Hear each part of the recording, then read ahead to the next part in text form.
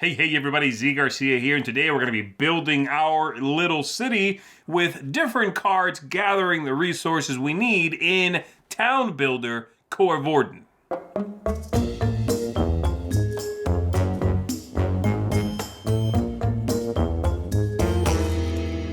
In this pretty straightforward card game, the players are going to be taking turns drafting cards from the center of the table in order to start the foundation on that building, and there's a bunch of different buildings, or taking resources and adding them to those foundations in order to complete those buildings. That's basically it. There's a couple of different goals you were trying to achieve, but mostly you want buildings that are going to give you victory points, possibly some special abilities, so that you can use them to win the whole thing. Let's go ahead and take a look at how this works. I'll come on back after that.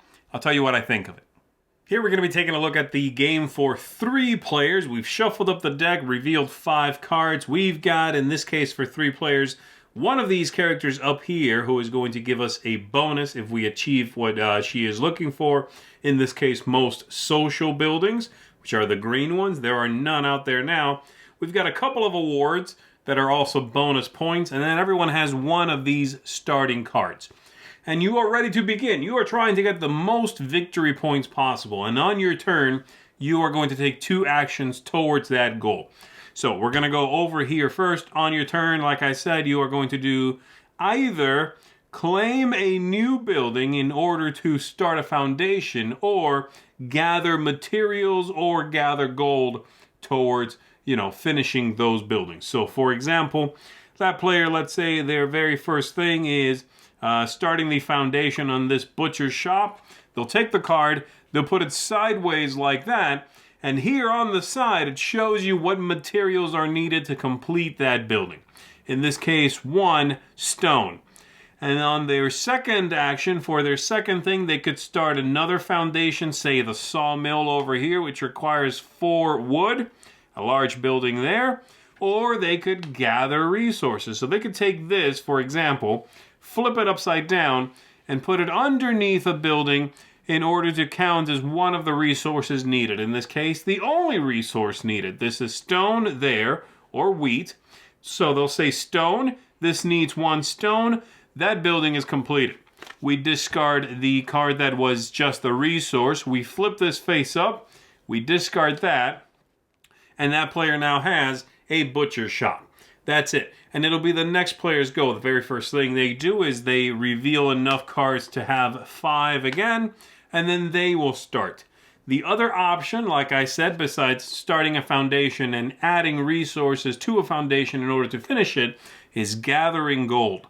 And so this player could take this card, put it under their starting spot here, because it shows gold, in order to store that gold. What is gold used for? Well, some buildings, for you to start them as a foundation, require gold. Such as this one here. You have to pay 2 gold to even begin this as a foundation, and then it'll take some lumber and some wheat, and then you'll finish it. But without the gold, you cannot claim this as a foundation. So that player will take their turn, and again, they might do, they might start this foundation, put that, and then this one maybe as part of the building costs. It's not finished, so they're done, and it comes up here to this player. They'll reveal some cards, and they will take their 2 actions. They might take this one as gold, and then start a foundation with this one that requires 1 gold and then 2 wheat afterwards by discarding the gold, claiming this as a foundation, so it's just sideways, and that's their 2 actions. And this continues around the table. You're going to go through the deck a number of times based on the number of players. There's even a little reminder card right here. In a 3-player game, we'll go through it twice. And of course, there will be fewer cards a second time because players will have some built up in front of them. Now, these over here, these characters, you're only going to deal with them at the end of the game. And you see one at the very beginning. Whoever has the most of these buildings is going to get 2 points at the end. But there will be more that show up. So about halfway through the deck, there's another one that shows up. When it does, you just set it up here. And then on the bottom of the deck, there's another one. In this case, most commerce buildings, 2 points. They're always 2 points. And it's set up that way because we'll go through the deck twice. It varies based on the number of players.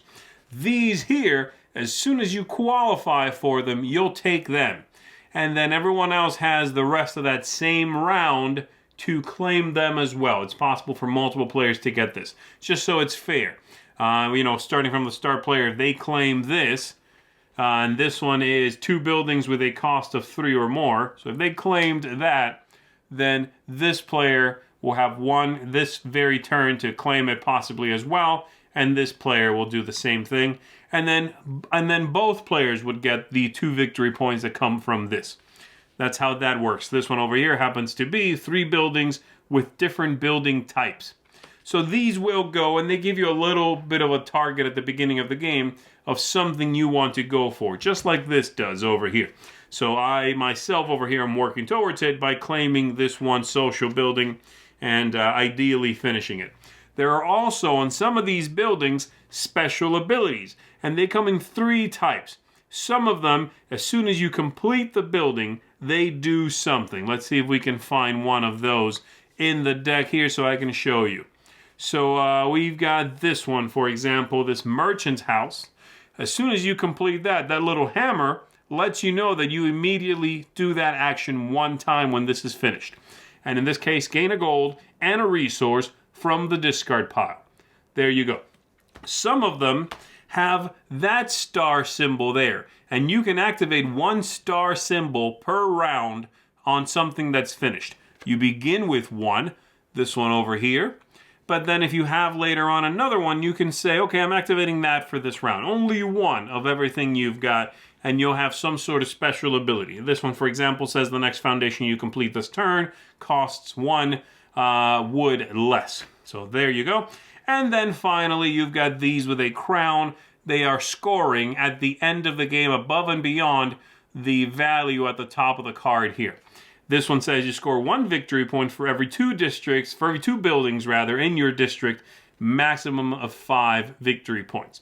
So I might want to grab that if I'm going for a lot of smaller buildings, perhaps. That'll give me a nice boost to my victory point score.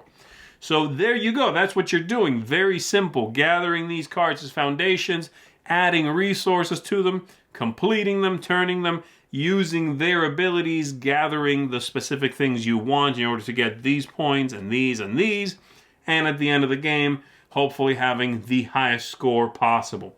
So that's pretty much all you need to know. Let's go back up top. Let me tell you what I think of the game. That is it for this one. Let's go ahead and talk about it. I'll give you some thoughts on this one, okay? I got some good, some bad here. I'm going to start with the things I was not as impressed by, okay, or that I found simply a bit boring.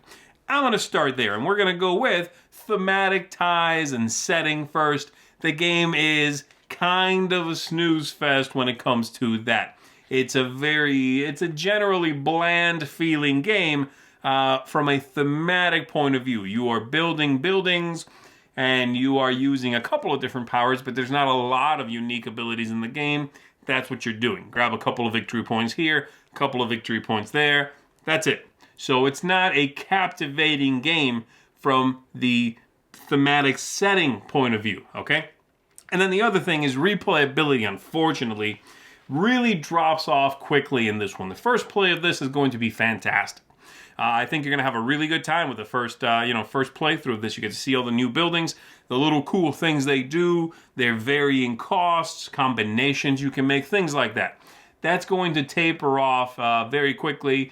A few plays in, you've seen all the buildings, you know what's out there, you've seen all the special abilities, so that's not going to stay fresh. This game offers simplicity, which is good, and I think for what it does well, at the cost of replayability, right? You're using every card. You're not using every bonus, but you'll see them after a few plays. So that's my main issue, really. At the end of the day, that's my one biggest drawback for the game. Replayability is low, though again, good initial push there. One thing I'm kind of neutral about is the tactics and strategy in the game and luck in the game. There are some clever moments, don't get me wrong, but there's nothing revolutionary in it. You've got your 2 little actions. It's usually fairly obvious what you should do. The main tension here comes from having eyes that are bigger than your stomach and starting too many foundations that you then are sweating because you see that deck running out and you don't have enough resources to finish them all. That's fun. That's a nice amount of tension there at the end. But the turn is usually fairly straightforward. You know, unless you are starting a brand new arc to your strategy. Now I'm going to pursue these buildings. Which one do I want? That one, okay. I start that, and then next turn, that's wood, and that's that. Now, yeah, some of the things are, well, I need wood for this building, and there's 2. Which ones do my opponents want? If I remove it and just make it lumber for this building, then they don't have access to it. That's neat. But again, the strategy is there's some, tactical reactions, but they're fairly straightforward. Not a negative, but not a positive either. Things I did like, the aesthetics in the game, I think are really well done. The card quality is nice, artwork is good, iconography on everything is solid. I like the way the card is laid out. I like where the special ability is. I like that it's a bright color. I can tell that's a red card. I can tell that's a blue card. That's what I mean. So the whole thing looks good. And the cards are nice and linen finished and real quality stuff, So that's good. The aesthetics are nice. And then the game length. Like I said, there is some nice tension to the game as you are nearing the end, where you realize I might not have enough time here to do what I was hoping to do. So there is that as well. I like the goals. Those are nice. They give you a little something to do, like I said, near the beginning of the game. And then the special characters over here give you something to shoot for towards the end of the game. I want those couple of extra points.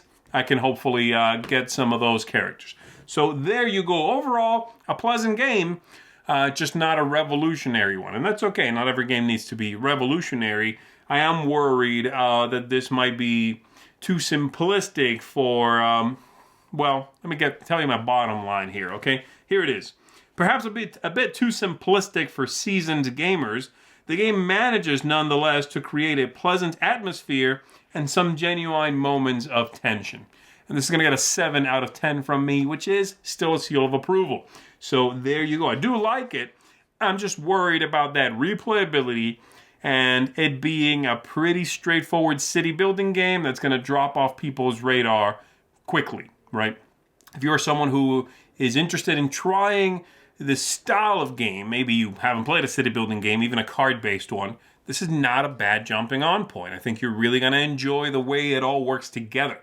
This idea of grabbing a building and then adding resources and building it up. I think you're going to like that. I'm just thinking folks who perhaps are engaged by this theme aren't going to find the game to have any staying power. That's why I'm not rating it as highly, and I didn't find it necessarily exciting. So there you go. That's the game Town Building Coevorden. Thanks for checking this out, everybody. I will see you on the next one. Bye-bye.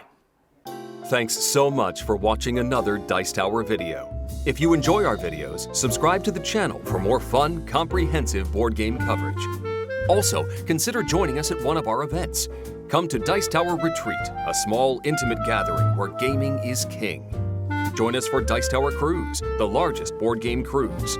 Attend Dice Tower West in Las Vegas for gaming fun on the West Coast, or Dice Tower East in Orlando in sunny Florida. Dice Tower Conventions, the friendliest gaming conventions on Earth. I'm Eric Summerer, and you've been watching The Dice Tower.